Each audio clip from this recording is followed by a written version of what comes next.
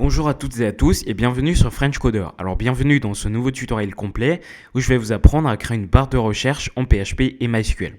Alors avant de commencer le tutoriel, je vous invite à vous abonner à mon compte Instagram French Coder si ce n'est pas déjà fait, où je publie donc régulièrement des astuces, des tutoriels et des conseils à propos du développement web et où donc en story je vous partage des quiz quotidiens pour vous entraîner et des idées de projets. Alors on va tout de suite commencer le tutoriel. Donc ce qu'on va venir faire, c'est déjà donc de lancer notre serveur MAMP. Donc dans mon cas, j'utilise un Mac, donc j'utilise le serveur MAMP.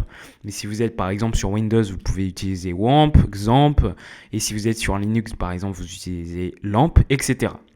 Donc moi j'utilise MAMP. Donc vous lancez votre serveur et vous lancez votre localhost au niveau de votre navigateur. Alors ensuite, au niveau de votre dossier htdocs, donc normalement vous connaissez tout ça, ce que vous allez faire, c'est de créer un nouveau dossier, voilà, que vous allez appeler par exemple barre de recherche, comme ceci, et à l'intérieur, pourquoi pas déjà créer un nouveau fichier PHP que je vais appeler, pourquoi pas, index.php. Donc je renomme tout ça, comme ceci. Alors ensuite, ce qu'on va pouvoir faire, c'est de créer notre template HTML. Donc pour cela, je déclare ma balise HTML. Et au niveau du title, pourquoi pas mettre rechercher des utilisateurs, comme ceci. Alors vous remarquerez que dans ce tutoriel, je vais rechercher des utilisateurs. Mais bien sûr, vous pouvez appliquer le même système pour pouvoir rechercher des articles, des posts, des publications, etc. Mais bon, pour l'instant, on va rechercher des utilisateurs, mais sachez que c'est exactement le même système. Donc ce que vous allez faire, c'est pourquoi pas mettre un charset UTF-8. Et ensuite, ce qu'on va pouvoir faire, c'est de mettre un formulaire. Donc ce formulaire, il a pour méthode, donc ici, méthode get, puisqu'on va passer la recherche de l'utilisateur dans l'URL. Et à l'intérieur, ce qu'on va pouvoir faire, c'est de tout simplement mettre deux inputs. Alors le premier input, par exemple, il sera de type search, tout simplement parce qu'on va rechercher quelque chose. Au niveau du name, je vais mettre par exemple ici R pour recherche. Et ensuite, ou bien S plutôt, S plus pour search. Et ensuite, au niveau du placeholder, par exemple, on va dire à l'utilisateur de rechercher quelque chose. Rechercher un utilisateur, par exemple. Ensuite, ce qu'on va pouvoir faire, c'est de mettre un saut de ligne. Alors non, je vais laisser comme ça. Donc, je vais mettre le deuxième input. Et ce que je vais faire, c'est tout simplement de mettre un bouton de type submit pour pouvoir envoyer la donnée. Donc maintenant, si j'actualise ma page, je me rends donc dans le dossier barre de recherche.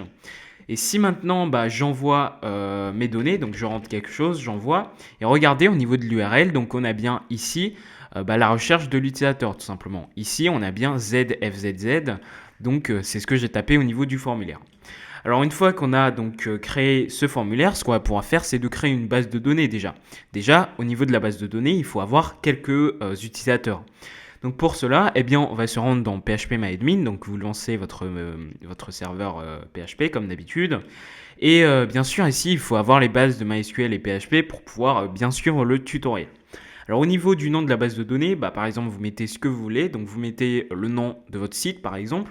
Mais moi ici, par exemple je vais mettre barre de recherche. Ou bien tout simplement recherche, ça va être plus rapide. Donc je clique sur Create. Au niveau du name, par exemple, au niveau du nom de la table, vous mettez par exemple Users, puisque dans notre cas, on va rechercher des utilisateurs. Mais bon, bien évidemment, ici, vous pouvez très bien mettre article, etc. Donc vous cliquez sur Go. Et ensuite, ici, vous allez pouvoir mettre différents champs à votre table Users. Donc moi, par exemple, ici, je vais mettre un identifiant à chaque utilisateur. Donc ça sera un identifiant unique qu'on va auto-incrémenter à chaque fois qu'on va créer un nouvel utilisateur. Donc vous cochez la table, la case auto-incrémente, vous faites Go et ensuite, au niveau de l'index, vous mettez primary. Alors, au niveau du deuxième champ, qu'est-ce qu'on va mettre? On va mettre tout simplement le pseudo de l'utilisateur et ça sera tout. Bon, bien sûr, vous pouvez mettre autre chose, par exemple, le mot de passe, par exemple, sa description, sa photo de profil, etc. Et pareil pour les articles, vous pouvez par exemple mettre le titre de l'article, la description, etc. Mais ça va faire du code en plus pour pouvoir ensuite rechercher votre recherche en fonction du titre, en fonction de la description, en fonction de sa catégorie, etc. Mais c'est pour ça qu'ici, j'ai choisi tout simplement de rechercher des utilisateurs pour pouvoir rechercher uniquement les pseudos. Mais bien sûr, vous pouvez mettre la description, etc. pour pouvoir rechercher en fonction du pseudo et de la description. Donc ici, je laisse pseudo en type texte. Et voilà, donc là on a bien notre table utilisateur, users pardon, qui s'est créée. Alors ce qu'on va pouvoir faire, c'est d'insérer quelques utilisateurs. Donc par exemple, alors je sais pas si on peut insérer plus de 2, bon c'est pas grave. Alors je mets par exemple le pseudo de l'utilisateur, ça sera Jean, le deuxième ça sera Louis. Donc là regardez, j'en ai déjà inséré quelques-uns. Et bien ce qu'on va pouvoir faire maintenant, c'est de créer le système de recherche en fonction du pseudo de l'utilisateur. Donc par exemple, quand on va saisir MEH, eh bien il va tout simplement rechercher tous les utilisateurs qui possèdent dans leur prénom les lettres MEH. Donc nous ici on a Mehdi. Bah sinon, vous pouvez faire par exemple, vous pouvez taper L, et bien tous les utilisateurs qui auront dans leur prénom pardon, la lettre L, eh bien il va les afficher. Donc ça sera comme ça notre algorithme de recherche. Alors au niveau du fichier PHP, on va déjà déclarer nos balises PHP et ensuite on va déjà lier notre fichier PHP à notre base de données. Pour cela, je déclare BDD, donc la variable BDD qui sera égale à un nouvel objet PDO comme ceci. Et ensuite au niveau du MySQL host, vous mettez votre host, pour moi ça sera du localhost, tout simplement parce que je suis en local sur MAMP. Alors ensuite, vous mettez votre DB name, donc le nom de votre base de données. Donc dans notre cas, c'était recherche, si je ne me trompe pas. Alors je ne me rappelle plus s'il y avait un S, donc non, c'est bien recherche sans S. Et ensuite, au niveau du nom de l'utilisateur, vous mettez root, si vous êtes bien sûr en local. Et au niveau du mot de passe, vous mettez également root. Alors ici, bien évidemment, ça dépend de la configuration de votre serveur. Par exemple, ici, vous pouvez ne pas avoir de mot de passe. Mais pour moi, il y a bien un mot de passe et c'est root. Alors ensuite, ce qu'on va pouvoir faire maintenant, c'est tout simplement de récupérer tous les utilisateurs qui se trouvent au niveau de notre table. Pour cela, ce qu'on va venir faire en fait, c'est d'effectuer une requête query et on va sélectionner au niveau de notre table tous les utilisateurs. Donc on va afficher tous les pseudos au niveau de notre page. Donc pour cela, ce qu'on va venir faire, c'est de créer une variable, par exemple all users, comme ceci. All users. Et ce qu'on va venir faire, c'est de déclarer donc une nouvelle requête. Donc on exécute la base de données. Au niveau de la base de données, on va faire une requête query comme ceci. Et donc ce qu'on va venir faire, c'est de select all from users comme ceci. Et on va venir trier le résultat par ordre décroissant. Donc pour cela, vous mettez order comme ceci, order by ID desk comme ceci. Donc là, on lui dit de trier de la requête, donc trier les résultats qu'on a obtenus à partir de la requête par ordre de l'ID décroissant. Ça veut dire qu'on va commencer par l'ID 12, on va ensuite continuer avec l'ID 11, l'ID 10, 9, 8, 7, 6, 5, 4, 3, 2, 1. Donc là, comme vous pouvez le voir, on a trié par ordre décroissant. Alors que si on enlève tout simplement order by ID desk, ce qu'il va venir faire en fait, lorsqu'on va venir afficher tous les utilisateurs, il va afficher dans l'ordre croissant, c'est-à-dire celui qui a l'ID le plus petit, puis l'ID numéro 2, puis l'ID 3, 4, 5, 6, 7, jusqu'à l'ID le plus grand. Alors que là, avec order by ID desk, ça veut dire qu'on commence par l'identifiant le plus grand et on termine avec l'identifiant le plus petit. Alors ensuite, une fois qu'on a effectué cette requête all users BDD query, ce qu'on va pouvoir faire maintenant, c'est de vérifier déjà si l'utilisateur a bien lancé sa recherche. Si l'utilisateur a bien passé en paramètre en fait le petit S qu'on a dans l'URL. Alors pour cela, ce qu'on va pouvoir faire, c'est tout simplement de dire if iset. Donc si tout simplement la variable get, puisqu'on a utilisé la méthode get lorsqu'on a passé la recherche au niveau du formulaire, ce qu'on va pouvoir faire, c'est de mettre get s, donc qui correspond à la recherche, ici de nom s. Et ensuite, on vérifie également si la recherche en fait n'est pas vide. Donc pour cela, and is not empty get s, comme ceci. Et ensuite, ce qu'on va pouvoir faire, si tout est OK, on va venir lancer la recherche au niveau de la table. Alors déjà, on va venir stocker cette recherche au niveau d'une variable. Donc par exemple, on va l'appeler recherche, comme ceci, est égal à HTML special chars pour pouvoir éviter que l'utilisateur puisse rentrer du code HTML à l'intérieur. Et ce qu'on va venir faire, c'est de mettre get s pour la recherche. Voilà. Alors, ce qu'il nous reste à faire maintenant, c'est d'effectuer la requête qui va nous permettre de vérifier dans la table le pseudo de l'utilisateur qui correspond à une partie de la recherche. Pourquoi je dis une partie? Tout simplement parce que si l'utilisateur, comme je vous l'ai dit, tape juste J, eh bien, il va vérifier dans la table des utilisateurs où le pseudo contient un J en fait. Donc ici, Jean. Sinon, si on tape par exemple, je sais pas moi, par exemple le LU, eh bien il va venir sélectionner Lucas, etc. Donc ensuite, ce qu'on va pouvoir faire maintenant, c'est d'effectuer cette requête. Donc pour cela, eh bien pourquoi pas, encore une fois, déclarer pourquoi pas all users juste ici. Et ce qu'on va venir faire, c'est de modifier la requête all users dans le cas où bien sûr l'utilisateur a bien rentré sa recherche. Et donc ce qu'on va venir faire, c'est d'effectuer notre requête bdd query comme ceci et select pseudo from users comme ceci. Alors ici, regardez, je spécifie bien que je veux sélectionner uniquement le pseudo, mais bien sûr, si vous voulez par exemple sélectionner le pseudo, la description, la catégorie, etc., ce que vous pouvez faire, c'est directement de mettre une petite étoile pour dire que vous voulez absolument tout sélectionner. Alors ici, moi, je ne recherche que le pseudo. Alors bien sûr, au niveau de la requête all users, la première requête qu'on a fait, ici aussi, je peux mettre pseudo. Mais bon, je vais laisser all pour être sûr et certain. Alors ensuite, là, je vais mettre pseudo justement. Et donc, ce que je vais venir faire, c'est de vérifier où le pseudo contient des caractères de la recherche. Donc, c'est-à-dire où le pseudo ressemble plus en fait à la recherche saisie par l'utilisateur. Alors pour cela, vous mettez where, donc où le pseudo, like, donc c'est-à-dire comme. Et ensuite, ici, regardez bien la syntaxe. Donc, vous mettez apostrophe, parenthèse, pas apostrophe, mais guillemets, parenthèse. Et ensuite, vous allez concaténer. C'est-à-dire que vous allez fermer votre apostrophe de la requête select. Et ensuite, vous mettez juste un point juste ici pour pouvoir concaténer. En PHP, c'est un point. Et ensuite, ici, vous allez passer en paramètre en fait la recherche. Donc, où tout simplement le pseudo ressemble à la recherche. Donc, pour cela, vous mettez recherche comme ceci. Vous fermez la concaténation, donc vous remettez un point. Et ensuite, bien sûr, ici, vous allez réouvrir votre apostrophe. Et vous allez fermer votre pourcentage. Et vous allez bien sûr ici fermer votre guillemet, comme ceci. Et ensuite, ce qu'on va pouvoir faire, c'est de mettre un order by ID desk pour, encore une fois, ranger dans l'ordre de décroissance en fonction de l'ID. Donc pour cela, vous mettez order by ID desk, comme ceci. Voilà, c'est parfait. Maintenant, ce qu'on va venir faire, c'est d'afficher donc tout ce qu'on a récupéré.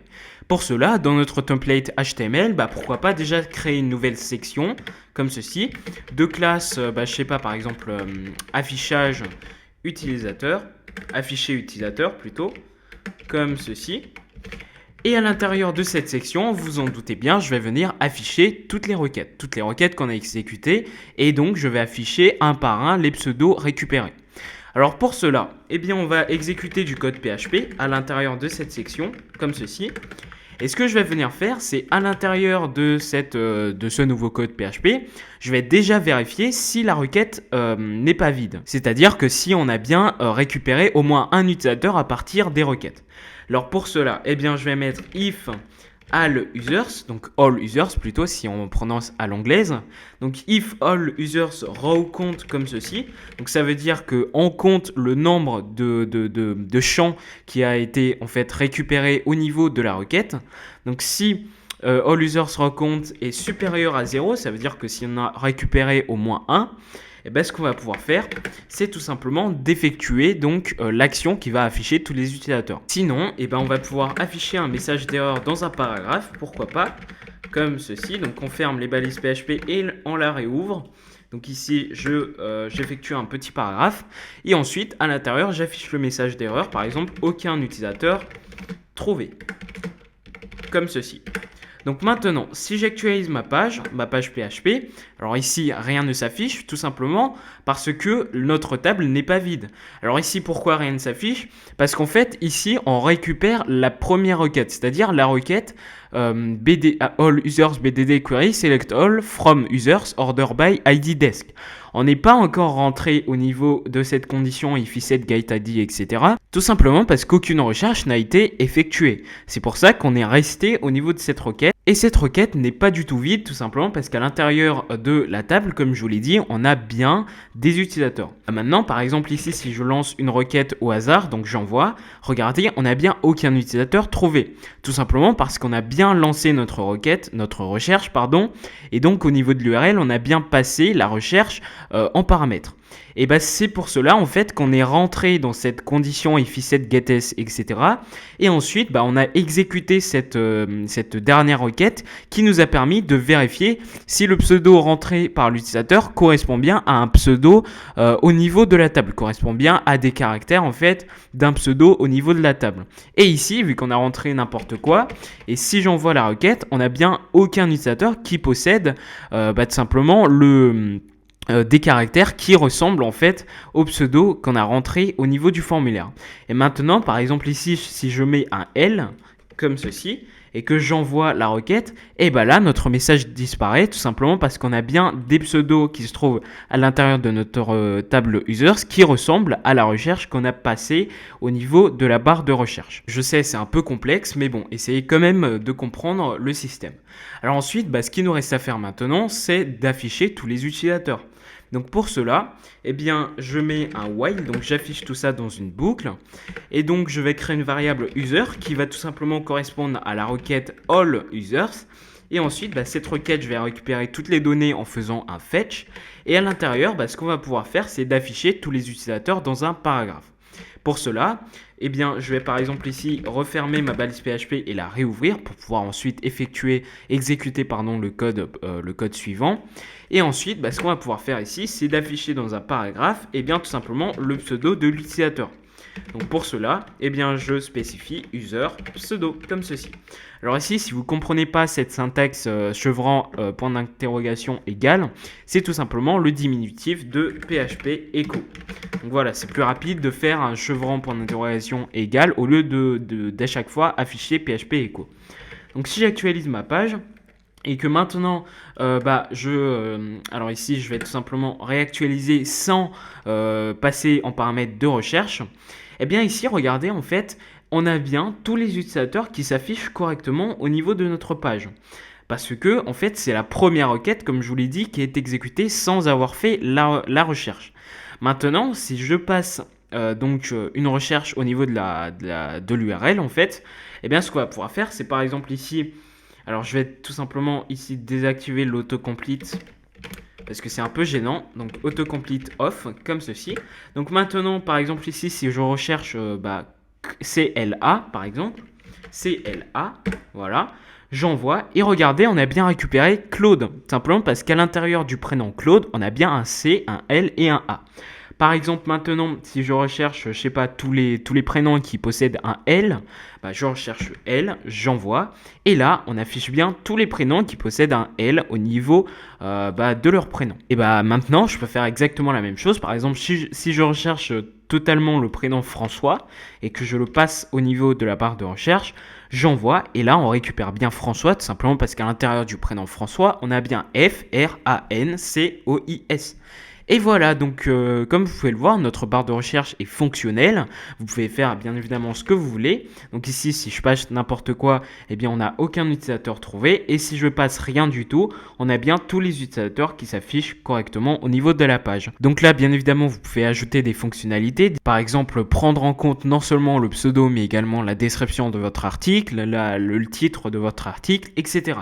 Donc voilà, c'est tout pour ce tutoriel. Encore une fois, je vous demande de vous abonner à mon compte Instagram FrenchCoder si ce n'est pas déjà fait, où je publie donc hebdomadairement des conseils, des astuces et des tutoriels à propos du développement web, et où également en story je vous partage des quiz pour vous entraîner et des idées de projets quotidiens. Voilà, je vous dis à la prochaine.